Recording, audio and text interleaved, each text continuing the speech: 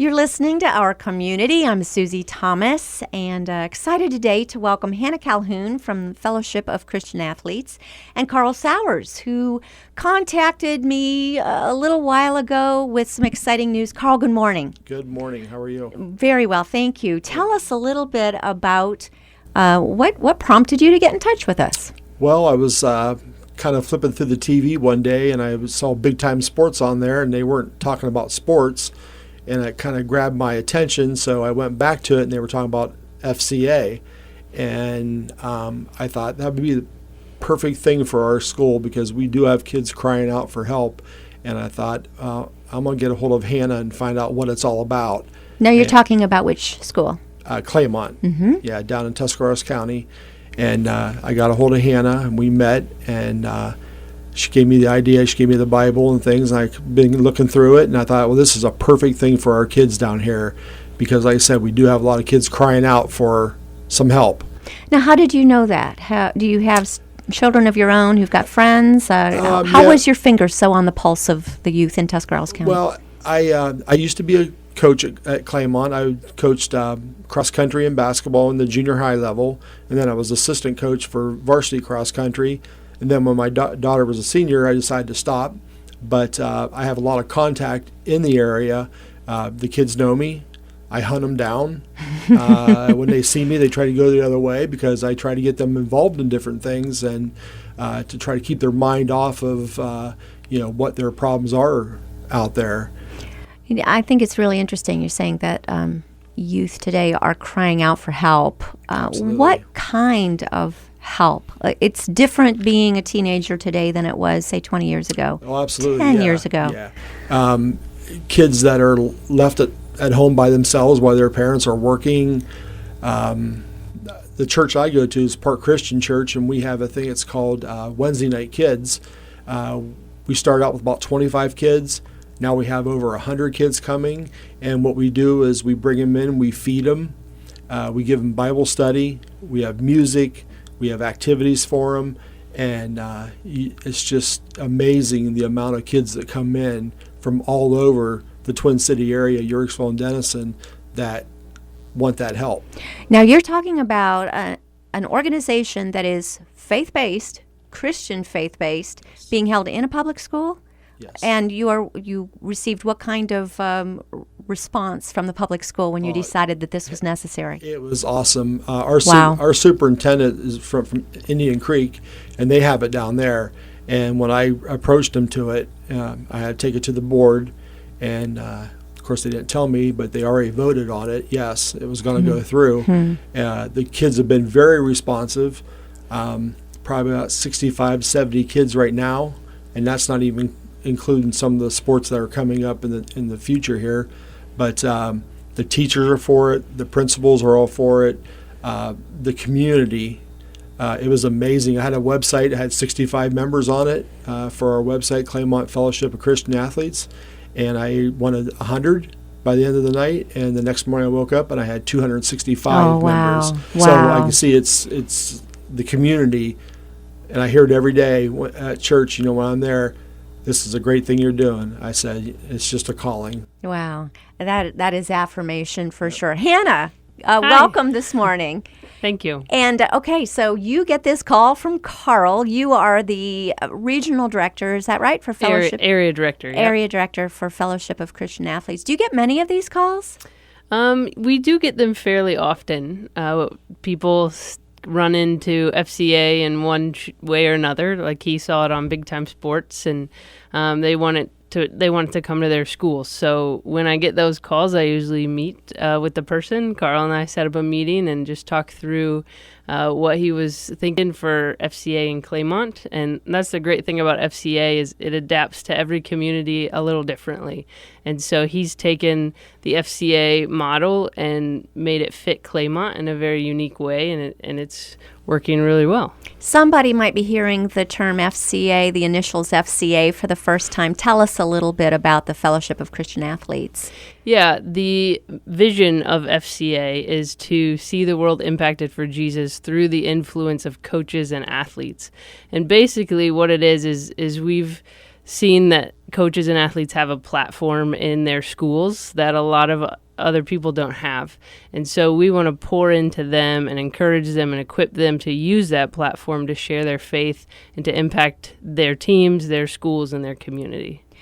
Do these kids realize that they are so looked up to? I mean, I'm thinking of a young man or a young lady who just really likes to play baseball, and suddenly they're thrown into almost the status of celebrity.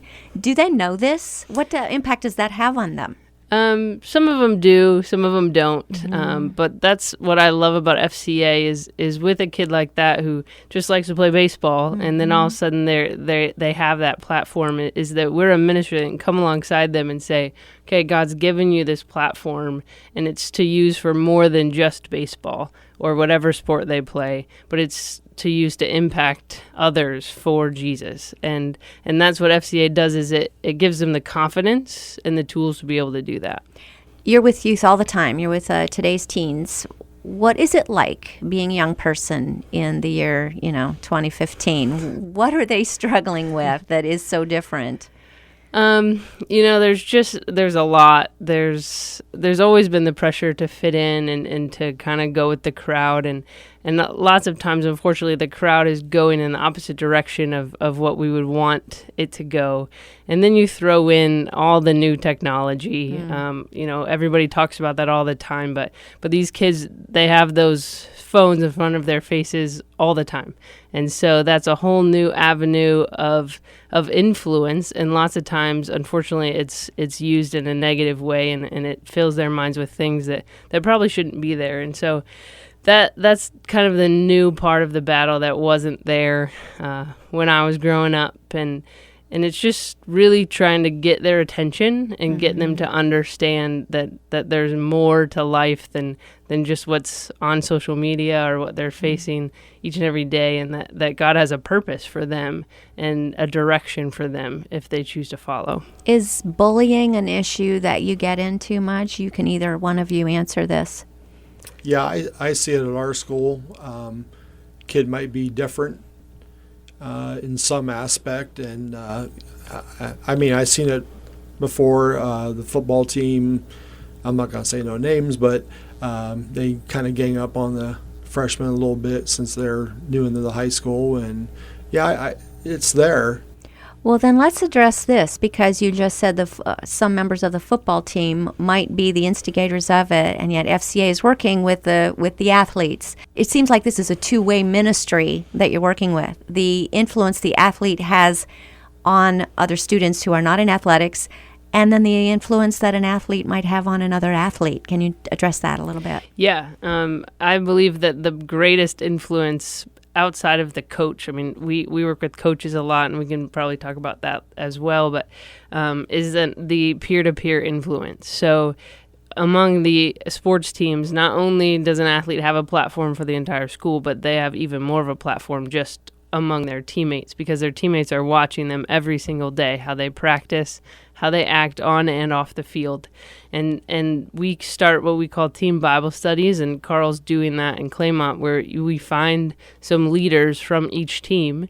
And he shared earlier that he already has 6 leaders from the football team, and they lead a team Bible study, and it can actually influence the entire culture of a team, just starting with one player. Wow. Well, what does that do to the culture of an entire school? What have you seen so far? I know you're brand new. Yeah, we're brand new, but I think it's word of mouth. A lot of them start talking about it. You hear it in the school, and then someone that's really maybe not an athlete hears that, and I know a couple of them ask, "Hey, can I join your team?"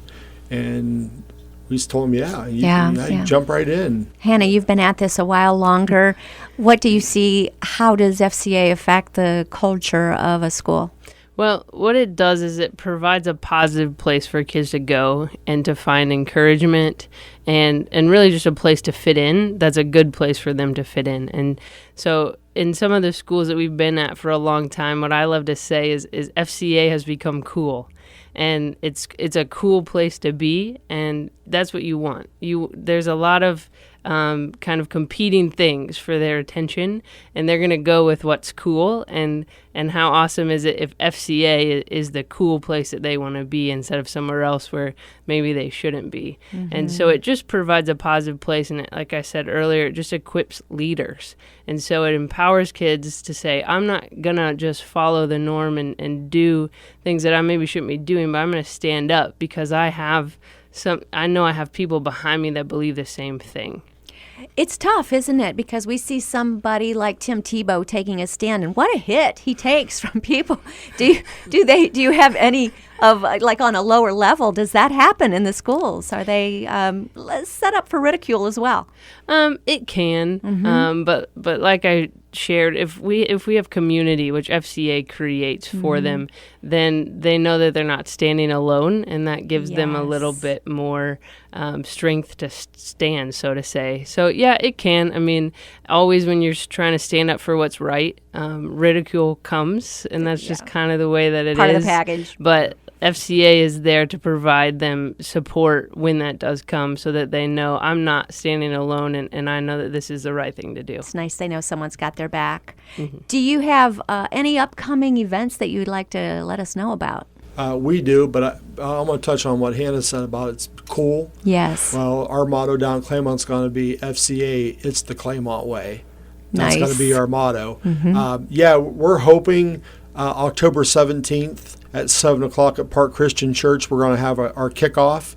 And I'm trying to get a guest speaker to come in. Hannah's going to help me with that a little bit. And I think you know the gentleman I was speaking about. And the community, they're invited.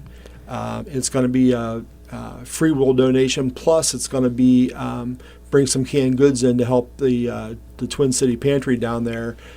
So we'll be doing several different things as things get along. And our basic goal, I told them, I said we have 4 goals. I said we're going to be visible in the school, we're going to be visible in the community, we're going to make kids feel valued, and we're hoping to lead at least one kid to Christ. That's our goal. And good goals. Yeah. All right. Well, now this is only in 3 days, so let us know. How do we get in touch with you? How do people find out more about this October 17th event? Well, I'm going to put it on our website, Which is the Claymont Fellowship of Christian Athletes. You can go on there and see it. It's going to be there. We're going to have a sign out front for it, but any registering ahead or just come? No, just come. Free? Free. It's free. Awesome. Praising God is there's not a monetary value on that, so just come as you are. It doesn't matter. Sounds great. And Hannah, how can people get in touch with you about Fellowship of Christian Athletes in general? They can always email me. My email address is real simple. It's just hcalhoun@fca.org. And then we also have a website, neohiofca.org, and that stands for Northeast Ohio FCA. And that has all the information about our upcoming events and anything else you want to know. Awesome. Hannah and Carl, thank you so much for joining us this morning. Up next, we're going to be finding out about an enrichment program. You're listening to Our Community.